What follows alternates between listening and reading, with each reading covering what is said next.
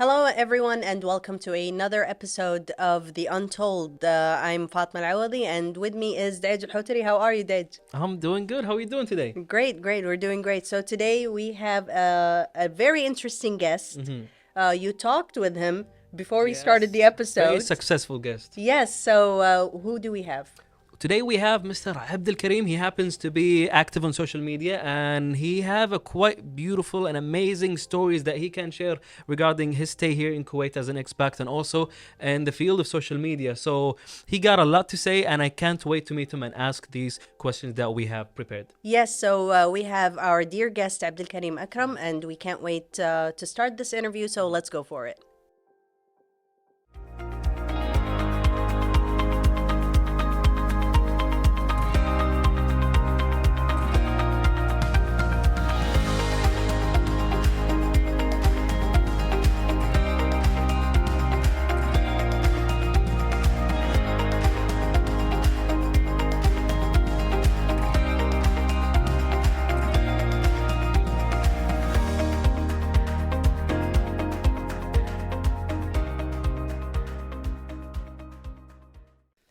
Welcome everyone to a brand new episode. Now we are with our guest Abdul Kareem Akram. How are you, Abdul Kareem? I'm good, alhamdulillah. Thank you for this opportunity. We're happy to have you.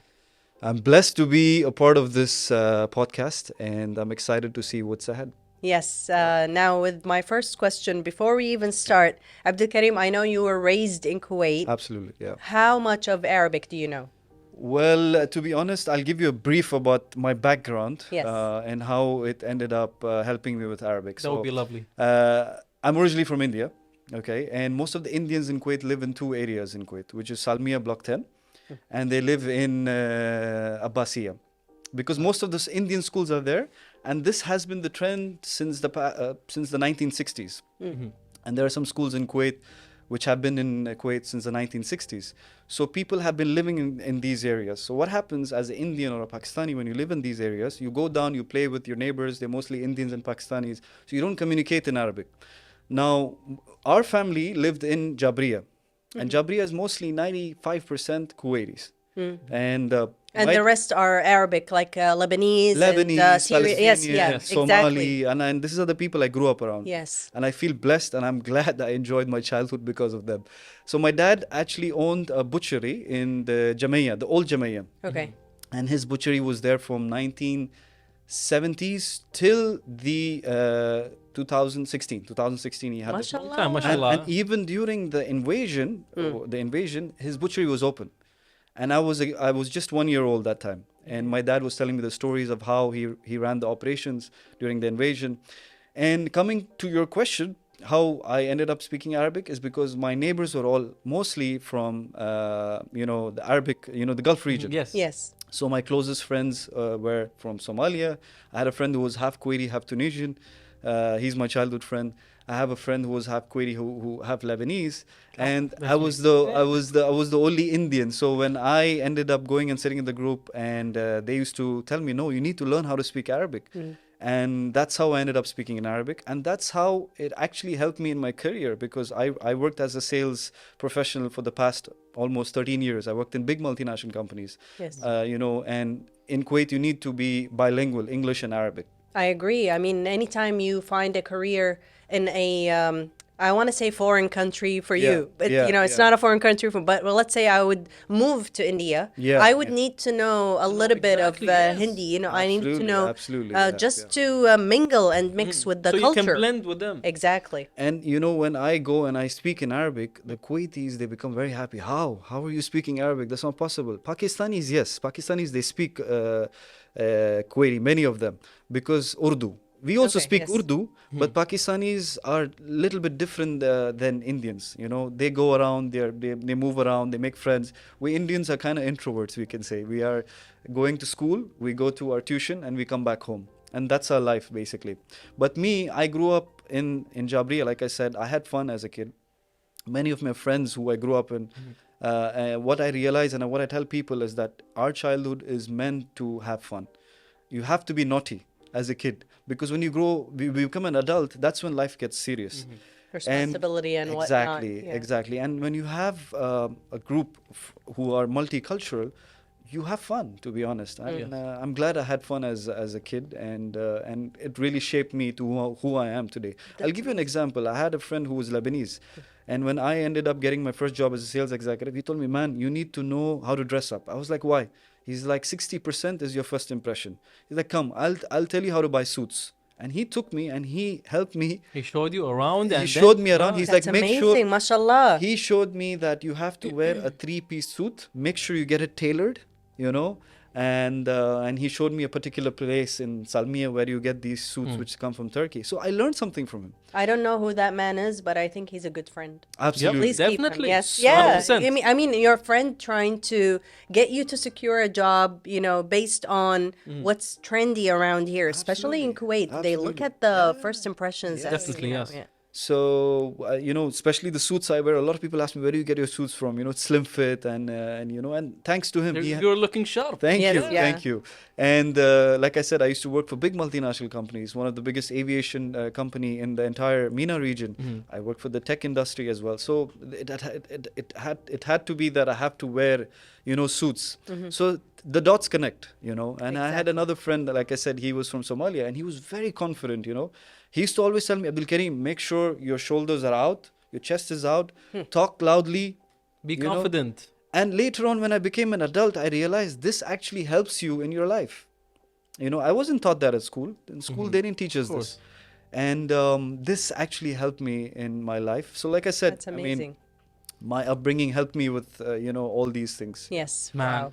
I mean, you can tell by my smile. I've been smiling the whole time. He's telling us the story because he got a lot to say and an amazing story behind your journey in Kuwait. And with that being said, let's talk about your challenges being, you know, an Indian expat in Kuwait. There must be some, you know, challenges during this journey, right? So can you highlight some? We as expatriates, we have challenges, of course, but it depends on how we look at it, right? The example I give people of the content I make on my page. I made a video about the 1 KD. The video I made about 1 KD, what you can buy for 1 KD, right? That message out there was very important because you can fill your stomach with even 1 KD. But can you tell the people about that video? Because we haven't mentioned that he's active on social I was going to mention it next after the upbringing. Big. Let's talk about that because this actually went viral, and I have seen this video maybe 2-3 months ago, and Absolutely. and it was amazing. It was interesting how really it was eye-opening. Only 1 KD. Yeah. Eye-opening, yes, definitely. You can live a whole day with only 1 KD. Absolutely. However, this goes for people who say we don't have a budget for restaurants and we don't have, we're gonna send them Abdul Kareem's videos and go like, listen, I mean, you can easily spend 20 to 30 KD in one restaurant, right? Exactly, Absolutely. However, he showed us how we can do that only with 1 KD. Yes, and also delicious food items. May I add also what you were choosing? Tell us about it. About the idea and about the whole thing. So there's a lot of history behind this. Like I said, my dad, who owned the butchery in Jabriya, right next to us, we had the Nakhiba Jalla shop. Yes. So every day, my dad would bring ash and the chana, we call it chana in Urdu, and around 5 to 6 Irani breads, right? And we would eat that for dinner. And as a kid, I remember this was my dinner most of the days. And we enjoyed it, to be honest. And you know, chickpeas has protein, right? Yes, nutrition. So I grew up eating that, right? And I remember my dad also used to tell us, like, just half a KD, you can, like, you know, the whole, I mean, 2 pieces of Irani bread and 1 ash is enough for at least 3 people. Yes. And you're like literally filling your stomach. And it's a good combination of fiber and, you know, a good micronutrients. Yes, nutritious. Yeah. And if you look at the whole calorie intake, if one person eats, let's say, 2 Irani breads and 1 ash, that's roughly around 1,000 calories approximately, right?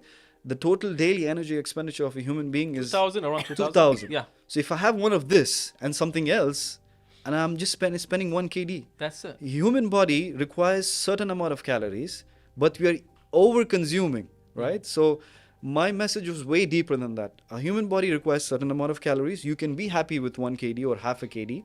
And that kind of connected with Mr. Taster. So Mr. Taster, he's originally from Iran, and he came down to Kuwait for the first time. The guy who in the video. He collaborated with me. He has around 1.5 million followers. And I realized that he's in Kuwait. And then I was like, let me try my luck. I don't think he's going to reply back, but let me say Bismillah, and I messaged him. I just left it there. I didn't expect him to reply back.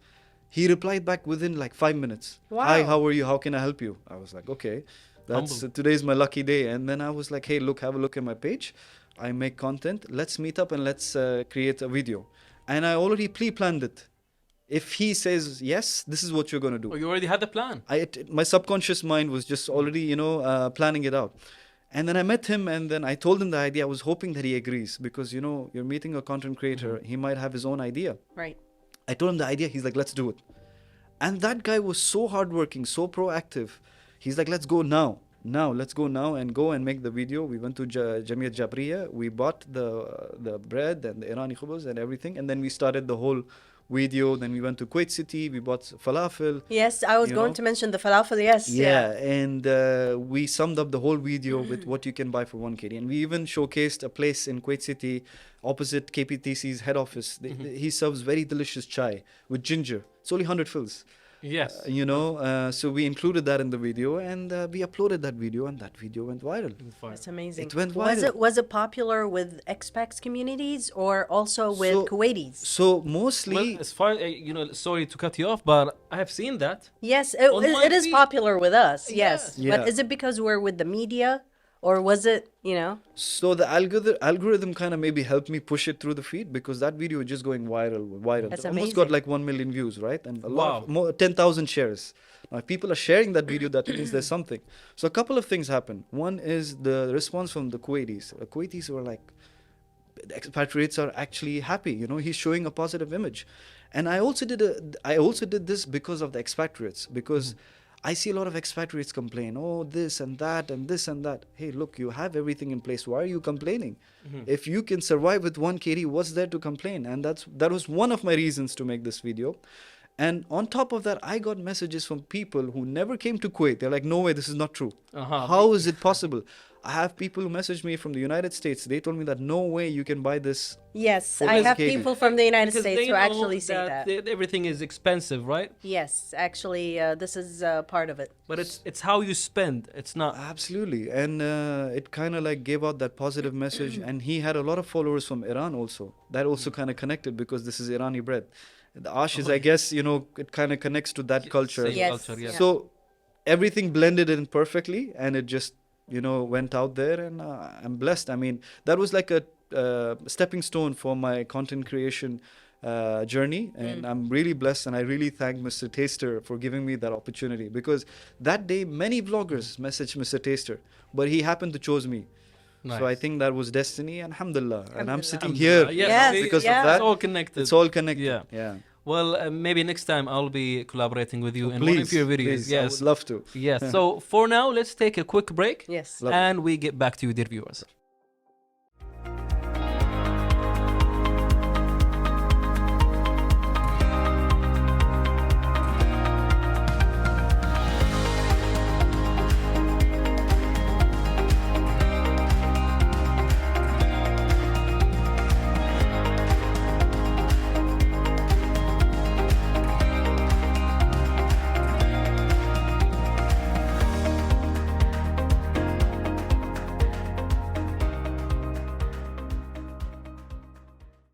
Okay, so we're back with Mr. Abdul Kareem. Now we were talking before the break about the 1 KD. What can you buy with 1 KD in Kuwait?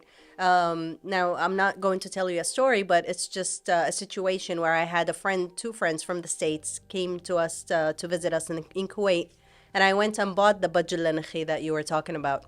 Bajul ash, the Iranian bread. I bought quite a few, packs. And I put them down, and my mom was there too. And I was like, let's dig in. This is breakfast. I wanted to show them the authentic part of One of my friends was like, what are you doing? Why did you spend that much money on all this food, on all of that? And my mom was just sitting there waiting for her to finish the lecture. And then I was like, all of this is for 2 KD. And then it was like, what, $8, $10 max. Yeah. And they were looking at one another and it was like, can we move here? It's because it was that delicious, Yeah. nutritious. It's delicious. What you said, It's hot, it's fresh. it's fresh, Yeah. and it was affordable. Yeah, Yeah, yeah. that was amazing. That's very nice. So let's continue with your social media and your journey there. So you tend to highlight the streets of Kuwait, the food, Absolutely. right? Most likely food. Yeah. So how did the idea come from? Where did it come from? And how is it going so far? Well, alhamdulillah, I can't complain. And I've been having a lot of positive reach in the market. Instagram has been very helpful by pushing through the algorithm because, getting your content viral is very difficult. And a lot of people don't understand the amount of hard work involved in this. I'll give you an example. My car has to be washed every week because I take a lot of videos inside my car. Oh, And okay. when the audience sees the video, they think, okay, everything is it perfect. because you eat inside the car? Yeah. Oh. And things fall, it's falling. And I actually edit the video and I post it, right? They don't see the backstage. Yeah. So there's a lot of challenges, right? But overall, I overcome these challenges because, Shah Rukh Khan, Shah Rukh Khan, right? Yes. I remember his quote. He said that when you reach to your heights, that's when you have to work even harder. Because people reach to the hilltop and they're like, okay, I reached the hilltop, now I That's need it. to relax. No, But no, now is the time. This is when you start. Absolutely. And it's easy to get an A. It's hard to keep an A in school. Absolutely. Yeah. So that kind of like rings a bell in my head every time. And I tell people that it's a lot of hard work, Content creation is a lot of hard work, especially when you're one-man show. Yeah. Especially when you're married, kids, family, you have, a job, you're doing so many things, So you do have your own full-time job in the morning. Absolutely. Okay. Absolutely. And what was your specialty in? What was your degree in of field of study? Well, so if I go down the history lane, I wasn't a bright student. Although the school I went to produced one of the most brilliant students. It was managed by nuns. It's called Carmel School. Oh yes, the Carmel School. Yes. Yeah. It's been in Kuwait since 1969. Yes, there's one in Khaitan too. Now they moved to Khaitan. Before it Okay. was in Salwa. It's the Okay. only school, I guess, by Indian nuns, right? Yeah. That's they're very amazing. strict. The They're Carmel, very it's strict. very strict. Very It's strict. very Yes, rigid. yes. Yeah, Very yeah. rigid and everything. Now, as a child, I wasn't a good student. Not because I studied and I wasn't a good student. I was not interested. And there's a lot of reasons behind that, because of my attention going all over the place. And until like year 10, I wasn't bothered to study. And I remember we have something called board exams. Yes, yeah. So tomorrow was my board exam, and the day before I was playing billiards with my friends in Suk Salmiya. And life happened and everything. Like I said, I wasn't that great in studies. And then my dad, he called me when I was 17 and he's like, hey, look, you have two options. Either I send you back to India. And he told me that stay there and live there and experience the life. Because, when you're in Kuwait, we live a very, mashallah, very comfortable life. You have AC, you have a good TV, you have carpet on the floor. Everything is like luxurious, alhamdulillah.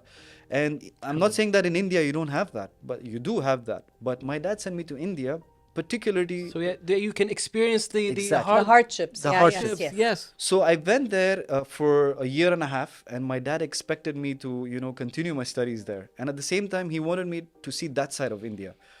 So two things happened. I didn't study. I didn't study. I became even, out of the track. And my dad realized that, and he's like, I have to bring him back to Kuwait, because a father's influence is very important. Of course. So he called me back when I was almost It was 18. his first plan didn't work out. It didn't work out. All right, come back. Let's get him back. I thought I was going to threaten you going back to India. Now come back. Come back. So what my dad did is that he sent me to live there in a particular area. That area, you could call it the slum, right? Oh, it's so dangerous. okay. It's so dangerous that even if you tell the taxi driver to drop you inside that area, he will not drop you. He will drop you from outside. Now, we had family friends who lived there, and my dad particularly wanted me to stay there and understand that this is how human beings live. And when you go through that struggle, you totally change. You will come back understand. a different person, And after living there, I'm still like getting goosebumps, I'm in the flashbacks of what I saw there.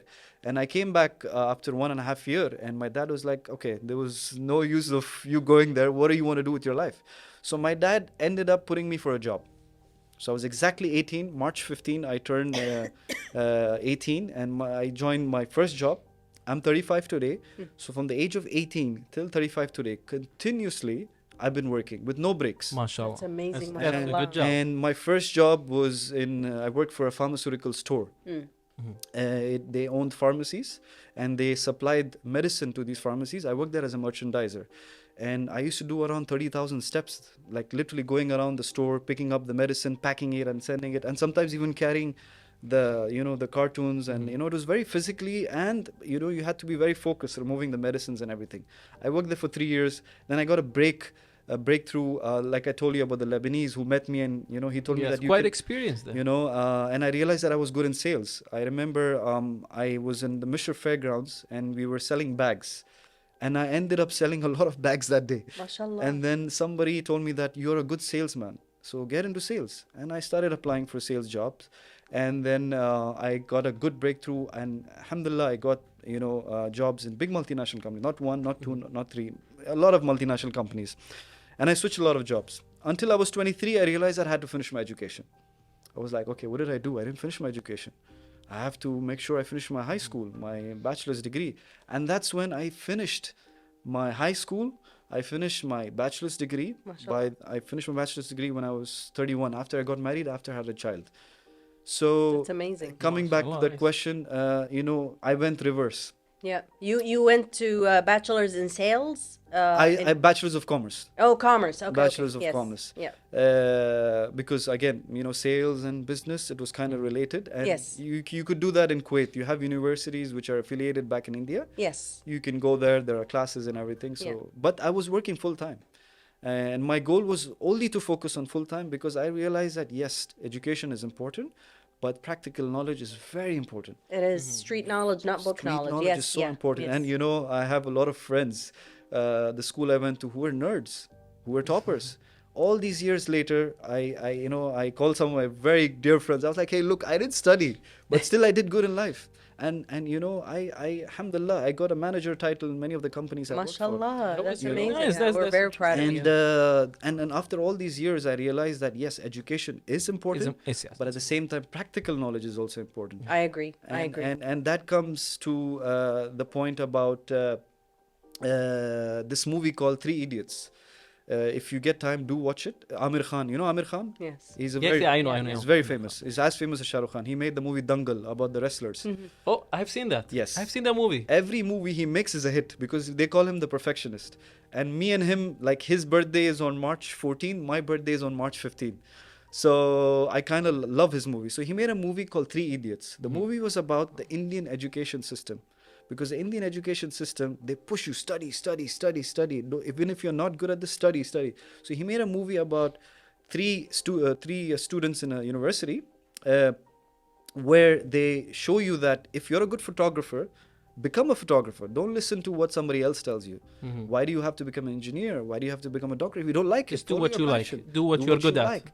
That movie is so good. Yes. And that movie was a hit. On IMDb, it's easily about 8.3. The rating. I That's- think that's it above average, handles, yes, that's it Yeah, handles the and, stereotype.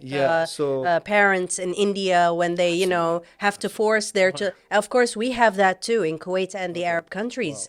We have our parents going like, "You're either a doctor or an engineer. Anything else, you're a failure." That we have parents who actually say that. Yeah. And after you have proven yourself, after you have earned good money to bring back, the respect that you had, then they realize and go like, "Oh, you did well, son. You listened to us." No, it was actually my plan. It was not you. I didn't know that this is in Kuwait as well. In So- Kuwait, a lot of other Some Arab families, yes. countries, yes, yeah.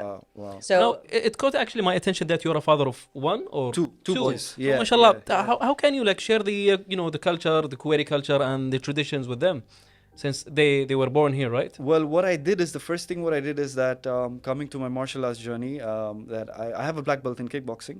Although I started Kyokushin karate, Nice. and Yeah. as you can Have see, to, I'm gonna have to step a little bit. no. here. Yeah, no, Oh, see like- my knuckles are all like bruised up.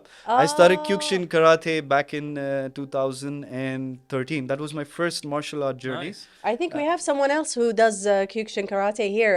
Our producer, Lovely. one of Abir? Abir, yes. Shout out. So it is in Jabriya, and the sensei there, Dr. Muhammad Banna, and he's been in Kuwait since the past 30 years. So the kids who used to train with him, they're all grown up. And he's a lovely human being, you know. He's so kind. He's so, the person you want to go and train with. So I joined Kyokushin Karate back in 2013. I trained there for 1.5 years or 2 years. Then I moved into boxing and kickboxing. And I trained that for at least a good 4 to 5 years. And I got my... You said boxing or kickboxing? I went into boxing. Then I moved to and kickboxing. then kickboxing. All right. Okay. Yeah. It's a whole different thing. Yeah, so then I ended up getting my black belt, and what I do for my kids is that I made sure that they went and joined Kyokushin Karate because they're the only Indian kids there. All of them are from the Arab region, right? And I want them to mix around with, you know, that same culture which I mix around with. But I didn't get the opportunity to go and train martial arts as a kid. So I'm giving that to my kids today, you That's know. amazing. And Kyokushin Karate, among the 9 different karates, people think all the karates are the same. Kyokushin Karate is the strongest karate. So I know what is good for them, so I put them there. And I'm trying my best to, you know, involve them and understand the culture, you know. That's amazing. And as a father, you want to do the best for your kids. Yes, of course. Now, Abdul Kareem, also I want to ask, your vlogs are very authentic. They're known for being authentic. How do you balance giving the correct or honest review with not offending anyone, for example, the restaurant or the restaurant goers? Absolutely. Good question. So there are 2 types of vloggers in Kuwait. One is they go for a paid collaboration. The restaurant calls them and tells them to do a vlog. Then you have those vloggers, they do that and they also go to the local restaurants. If it's famous, they'll go for it. Now, me, honestly, I like to go to the restaurants which are really old, which are famous, which have been in Kuwait since 30 plus years. It has that catch which can trigger the algorithm, and it can also trigger the audience. Yeah, because they know this place because it's old. Exactly. They've been to it at least one time or two. So I also kind of got famous because of this restaurant, which is one of the oldest Indian restaurants in Kuwait. It was in Kuwait City. I made a vlog about it, and I put Dilip Kumar. He's a very old actor. He's like Shah Rukh Khan, even bigger. He came to Kuwait for that opening. So I didn't think about it. I just took his photo, black and white, and he's standing in Kuwait City with the owner of the restaurant and everything, and I put it on the video. Nice. And that video went viral. As a thumbnail. As a thumbnail. I put it there, and then people who left Kuwait, they're like, oh, I used to visit this place. Kuwaitis were messaging me. They're like, I used to visit this place. That's beautiful. So I balance it between, you know, if the restaurant is really good, I will go there and make a vlog about it. And if the restaurant is bad, I will try to avoid it. But if there are 50-50 restaurants, right? There might be a restaurant, the taste is really good, but the delivery is bad. Yes, So the I'm- service, exactly. the So atmosphere. Yes. That happened to me recently, and I put out a message in a very different tone. I told them that they're doing their very best to prepare the orders, but they're overloaded with the orders, right? That's a very You know? nice way of putting Exactly. it. Yes, But yeah. the food was amazing. Instead of saying, hey, you're late, you're not. No, he was like, you're overloaded with the orders. With the orders, Maybe yes. you can take your pace yourself or. And even if I wanted to, I would not, because even if the food is bad, I had a very bad experience. I went to one of the restaurants. I'm not obviously going to name any restaurant, but if anybody else would have gone through that experience, they would have, you know, put it online. But I thought about, if I do that, what about the people who are working there? Oh, yes. They have a family. Oh, They okay, lose yes. their jobs. You know, why do I do that? No way. I keep it to Wow. myself. I you know? respect that. Yeah. So So either keep it to yourself or just upload something nice. You keep exactly. the bad. Or if it's bad, I will not upload it. Alright, I'll just fair ignore enough. it. You know. That's So amazing, That's yeah. how it works. That's very nice of you. Well, Yeah. I think if it's up to me or to Fatma, we have so many questions. Also, we would like to. I mean, you have quite a beautiful experience right there. Yes, History. and the way the conversation's going is very easy. Yes, Yeah. but Thank you. unfortunately, we ran out of time. But that doesn't mean that we can have him again, right? Of course. Yes, we're gonna have definitely. a second episode. Yes, I would I love didn't that. know how because the time flew by, to be honest. you were I- so nice. You got a Thank you. beautiful story, Thank you. and I can't wait to get to see you and meet you again so that we Perfect, can talk perfect. more. Thank you. and right now we take a quick break and then we end this episode. Yes.